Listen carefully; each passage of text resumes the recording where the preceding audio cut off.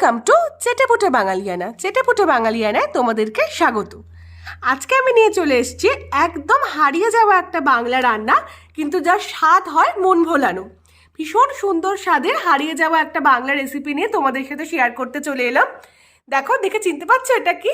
এটা হচ্ছে কাঁঠালের বীজ দিয়ে কলমি শাকের তরকারি। এটা যেমন সুন্দর, যেমন সিম্পল, তেমন কিন্তু এটা স্বাস্থ্যকরও বটে। এবং এই সমস্ত হারিয়ে যাওয়া বাঙালি রান্নাগুলো তোমাদের হেসেলে যাতে আবার ফিরে আসে, সেই জন্যই কিন্তু এই রান্নাটা তোমাদের সাথে শেয়ার করা। আর ভিডিওটা প্রথম থেকে শেষ অবধি পুরোটা দেখো, তাহলে কিন্তু খুব সহজ উপায় বিভিন্ন টিপসের সাথে তোমরা কিন্তু জানতে পেরে যাবে যে এই রেসিপিটা তোমরা কি করে বাড়িতে বানাবে। সো প্লিজ ভিডিওটা প্রথম থেকে শেষ অবধি দেখতে থাকো, আর চ্যানেলটাকে একটুখানি সাবস্ক্রাইব করে দিও, আর কমেন্ট বক্সে জানিও এই ধরনের হারিয়ে যাওয়া বাঙালি রান্না দেখতে তোমাদের কেমন লাগছে। এই রান্নাটা কিন্তু একদমই একটা হারিয়ে যাওয়া বাঙালি রান্না। এই রান্নাগুলো আজকাল আর আমাদের বাড়িতে হয়ই না, কিন্তু দেখো এই হারিয়ে যাওয়া বাঙালি রান্নাগুলো কিন্তু খেতে তো খুব সুন্দর হয়। তো চলো আমরা আস্তে আস্তে দেখে নিই যে কাঁঠালের বীজ দিয়ে কলমি শাকের তরকারিটা আমরা কিভাবে করব। এইসব নামগুলোই আজকাল আমরা ভুলতে বসেছি। তো আমি একটুখানি ওই জন্যই হারিয়ে যাওয়া বাঙালি রান্নাগুলোকে একটু দেখাতে দিচ্ছি তোমাদের সাথে, যে তোমাদের ঘরের হেসেলেও যাতে এই রান্নাগুলো আবার ফিরে আসে। সো চলো আমরা দেখে নিই কী কী উপকরণ আমাদের লাগছে, মানে কী কী সবজি আমাদের লাগছে। প্রথমেই আমি দেখো পটলটাকে 4 ভাগ করে এরমভাবে লম্বা লম্বা করে কেটে নিয়েছি। এখানে বেশ কয়েকটা পটল আছে, ওই 7-8টা মতো পটল আমি এইভাবে কেটে নিয়েছি। তারপরে মাঝারি সাইজের 2টো আলুকে আমি এরকম ছোট ছোট ডুমো ডুমো টুকরো করে কেটে নিয়েছি। তারপরে ওই মোটামুটি 30-34 মতো কাঁঠালের বীজকে আমি মাঝখান থেকে অর্ধেক করে কেটে নিয়েছি। তারপরে একটা ছোট ফালি কুমড়োকে আমি এরকম ছোট ছোট টুকরো করে কেটে নিয়েছি। আমাদের যেটা লাগছে দেখো, আর একটা মূল উপকরণ, সেটা হচ্ছে এই কলমি শাক। কলমি শাকগুলো কিচ্ছু না, তোমরা বাজার থেকে কলমি শাকের আটি কিনে নিয়ে আসবে। আমি এখানে 2 আটি কলমি শাক এনেছিলাম। কলমি শাকের আটিগুলো কিনে আনার পর কি করবে, ওই শাকগুলোকে আস্তে আস্তে একটা একটা করে আটি থেকে ছাড়িয়ে নেবে, নিয়ে জল দিয়ে ভালো করে ধুয়ে নেবে। ধুয়ে একটা চালনি বা একটা চুপড়ির সাহায্যে কি করবে, তোমরা জলটাকে ঝরিয়ে নেবে। দেখো আমি চুপড়ির মধ্যে এটাকে রেখে দিয়েছি, এইভাবে আমি জল ঝরাতে এটাকে রেখেছি। এইভাবে কিন্তু কলমি শাকগুলোকে তোমরা ছাড়িয়ে নেবে।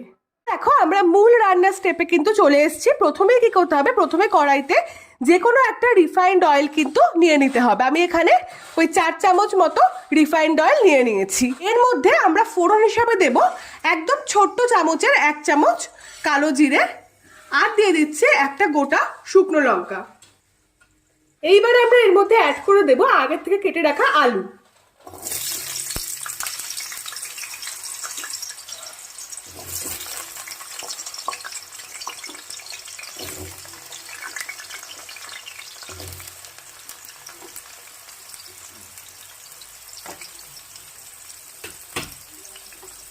এইবার আলুটাকে আমরা তেলের মধ্যে দিয়ে হালকা করে ভেজে নেব, অল্প করে ভাজবো, মোটামুটি অল্প করে এরকমভাবে আমরা ভাজতে থাকবো।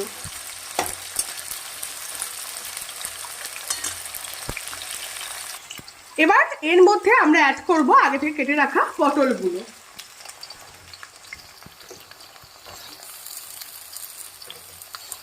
এরপর আমরা একে একে অ্যাড করে দেব আগে থেকে কেটে রাখা কুমড়োগুলো।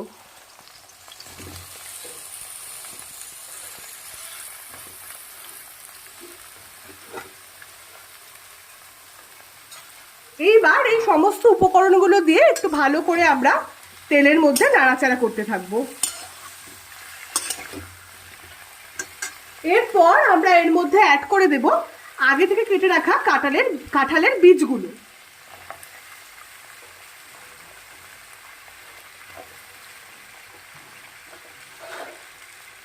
সমস্ত কাঁঠালের বীজগুলো আমরা অ্যাড করে দিলাম। এবার কিন্তু আমার সবজিগুলো সব দেওয়া হয়ে গেছে। এবার ভালো করে কিন্তু আমরা এগুলোকে মিশিয়ে নেব। এবারে আমরা এর মধ্যে অ্যাড করে দেব 1 চা চামচ নুন।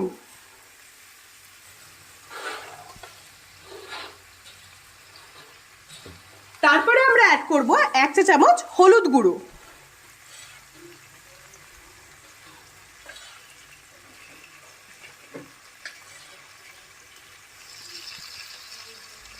তারপর আমরা অ্যাড করব 1/2 চা চামচ লঙ্কার গুঁড়ো।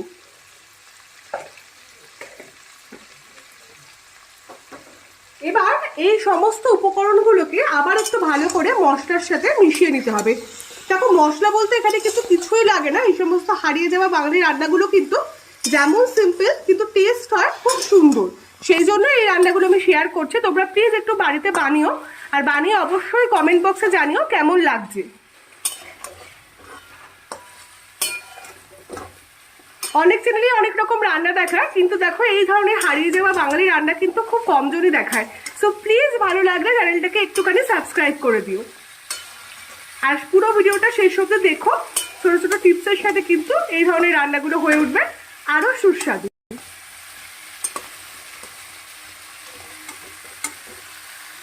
এবারে এর মধ্যে আমরা অ্যাড করে দেবো আগে থেকে কেটে রাখা কলমি শাকগুলো।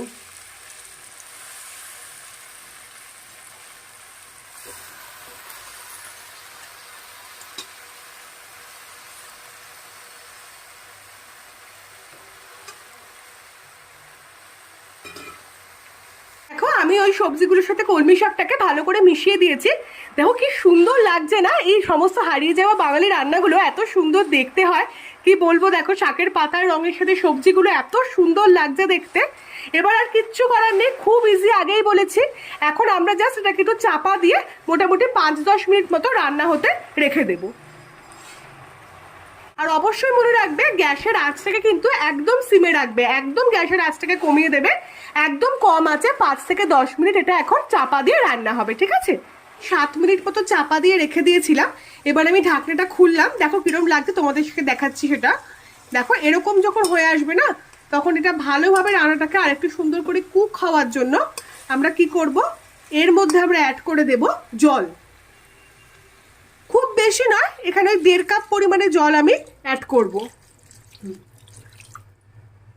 1 থেকে 1.5 কাপ পরিমাণে জল আমি এর মধ্যে অ্যাড করে এবার ভালো করে আবার এটাকে সুন্দর করে মিশিয়ে দেব। এইবার এটাকে মিশিয়ে দিয়ে আমরা আবার চাপা দিয়ে 5-10 মিনিট মতো রান্না হতে রেখে দেব। গ্যাসের আঁচটাকে কিন্তু অবশ্যই একদম কমে রাখবে। এবার দেখো কড়াই থেকে আমি রান্নাটাকে নামিয়ে নিয়েছি। তৈরি হয়ে গেল কাঁঠালের বীজ দিয়ে কলমি শাকের তরকারি, একদম হারিয়ে যাওয়া একটা রেসিপি। অবশ্যই ট্রাই করে জানিও কেমন লাগলো খেতে। আর চ্যানেলটাকে প্লিজ একটু সাবস্ক্রাইব করে দিও, একটা লাইক করে দিও যদি পছন্দ হয়। প্লিজ প্লিজ প্লিজ একটু সাবস্ক্রাইব করে দিও। Thanks for watching.